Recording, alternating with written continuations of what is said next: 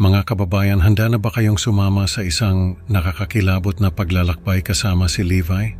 Sa bawat pagpikit niya, isang bangungot ang bumubulaga, mga imahe at nilalang na nagdudulot ng sindak na hindi niya maipaliwanag. Sa videong ito, masasaksihan natin ang misteryo ng kanyang mga bangungot na tila may kinalaman sa kanyang nakaraan.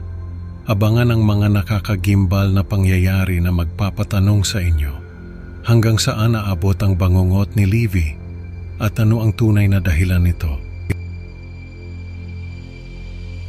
Sa kalaliman ng gabi, sa isang maliit na kubo sa Quezon City, biglang napabalikwas si Levi mula sa kanyang higaan, pawis na pawis at hinihingal. Ang kanyang mga mata, puno ng takot, ay saksi sa bangungot na tila ba'y totoong-totoo. Sa pagpupunas ng pawis, maingat niyang inayos ang kanyang baril, isang lumang .45 na kalibre na laging nasa tabi ng kanyang higaan tuwing matutulog, isang ritual na nagbibigay sa kanya ng huwad na seguridad. Habang nagtitimpla ng kape, hindi mapakali si Levi ang mga imahe ng bangungot kung saan siya ay hinahabol ng isang nilalang na hindi niya mukha makita, ngunit ang bawat hakbang nito ay nagdudulot ng matinding sindak, ay paulit-ulit na bumabalik sa kanyang isipan. Biglang tumunog ang cellphone ni Levi, isang mensahe mula kay Kyla, ang kanyang matagal ng kaibigan na nagpapayo sa kanya na magpatingin na sa doktor tungkol sa kanyang mga bangungot. Ngunit, tulad ng nakagawian, pinili ni Levi na balewalain ito at itinago ang kanyang nararamdaman. Habang niluluto ni Levi ang sinangag at tuyo para sa kanyang agahan, hindi pa rin siya mapanatag. Ang mga bangungot na bumabagabag sa kanya ay patuloy na naglalaro sa kanyang isipan. Pagkatapos kumain, naghanda si Levi ng kanyang gamit pangangaso, isang lumang backpack, itak at kanyang paboritong hunting rifle, mga bagay na nagpapalakas ng kanyang loob sa tuwing lalabas ng kanyang kubo. Tahimik ngunit mabigat ang kanyang mga yapak papunta sa kakahuyan. Bawat hakbang ay may pag-aalinlangan, na para bang may isang hindi nakikitang panganib na nag-aabang sa kanya sa bawat sulok ng gubat. Ano kaya ang misteryo na nagtatago sa lilim ng mga puno? Ang kagubatan ay naghihintay at si Levi ay papasok na sa kanyang pangangaso. Hindi alam na may mas malaking takot pa pala na nag-aabang sa kanya. Sa gitna ng kakahuyan, may kakaibang kislap ang tumawag ng pansin ni Levi mula sa isang lawa na natatakpan ng manipis na yelo. Sa ilalim nito, may aninag ng isang figura na tila ba'y nagyayelo na parang isang estatwa na nakulong sa panahon. Dahan-dahang lumapit si Levi, ang kanyang mga kamay ay nanginginig hindi lang sa lamig kundi pati na rin sa takot at kuryosidad na bumabalot sa kanyang pagkatao. Sa hindi inaasahang pangyayari, bumigay ang yelo at bigla siyang nahulog sa malamig na tubig. Agad na sinakop ng lamig ang kanyang katawan. Pero sa kabila nito, nagawa niyang makaahon sa tulong ng isang malapit na sanga. Nang makabangon si Levi, laking gulat niya na ang figura sa ilalim ng yelo ay biglang nawala, na para bang ito ay isang ilusyon lamang. Iniwan siyang nanginginig hindi lamang sa ginaw kundi pati na rin sa takot. Ano kaya ang misteryo ng figurang iyon? At paano ito biglang naglaho?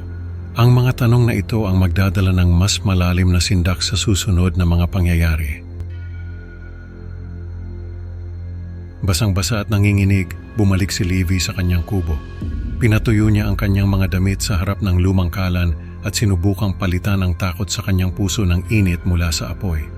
Upang makalimutan ang kanyang karanasan, binuksan ni Levi ang isang bote ng gin at uminom ng mag-isa, habang ang kanyang isipan ay lumilipad sa malalim na pag-iisip tungkol sa siklo ng buhay at kamatayan. Habang lumalalim ang gabi at tumataas ang tama ng alak, nagsimulang maghalo ang realidad at guni-guni sa isipan ni Levi. Ang kanyang mga saloobin ay nagiging mas malabo at mas malayo sa katotohanan. Sa kalagitnaan ng kanyang paglalasing, may mga lihim na magsisiwalat na magpapabago sa kanyang buhay. Ano nga ba ang mga itinatagong katotohanan na maglalantad sa kanyang harapan? Ang kasunod na kabanata ay magbubukas ng pinto sa mga nakatagong sikreto na matagal nang nakabaon. Sa ilalim ng impluensya ng alak, naghalungkat si Livy sa ilalim ng kanyang kama at doon niya natagpuan ang isang kahon na puno ng mga lumang sulat mula kay Marco. Ang mga sulat ay may mga bahid ng dugo at luhang matagal nang natuyo, tila mga sugat na hindi pa rin naghihilom. Dahan-dahan niyang binuklat ang mga sulat at habang binabasa niya ito, parang isang pelikula ang unti-unting bumalik sa kanyang alaala. Naaalala niya ang malagim na gabi kung kailan niya napatay ang kanyang asawang si Camille sa isang pagwawala dulot ng kalasingan. Ang mga salitang nakasulat ay parang mga tinik na unti-unting bumaon sa kanyang puso. Hindi niya mapigilang umiyak. Ang kanyang paghagulgol ay umalingaw-ngaw sa apat na sulok ng kanyang kubo. Ang bawat sulok ay tila ba nagiging saksi sa kanyang pagkasira. Ang bawat dingding ay nag-aalok ng masakit na paalala ng kanyang kasalanan. Habang lumalakas ang kanyang pag-iyak, naramdaman ni Levi ang malamig na presensya ni Camille sa loob ng kanyang kubo. Parang hindi matahimik ang kaluluwa ng kanyang asawa. Dahan-dahang lumapit ang figura ni Camille kay Levi. Ang kanyang mga mata ay walang buhay, ngunit puno ng hinanakit. Bago pa man makapagsalita si Levi, bago pa man niya maipaliwanag o humingi ng tawad, siya ay nawalan ng malay. Kinabukasan nagising si Levi na tila ba walang nangyari. Inulit niya ang kanyang pang-araw-araw na gawain na parang robot, hindi na malaman kung ano ang totoo at ano ang katang-isip. Nakulong siya sa isang walang katapusang loop ng pagkakasala at pagtanggi, isang bangungot na hindi niya matakasan. At habang inuulit niya ang kanyang mga gawain, isang tanong ang bumabagabag sa kanya. Hanggang kailan siya magigising sa parehong bangungot? Ano kaya ang mangyayari sa susunod na paggising ni Levi? Ang misteryo ay lalong lumalim at ang katotohanan ay nagiging mas mahirap abutin.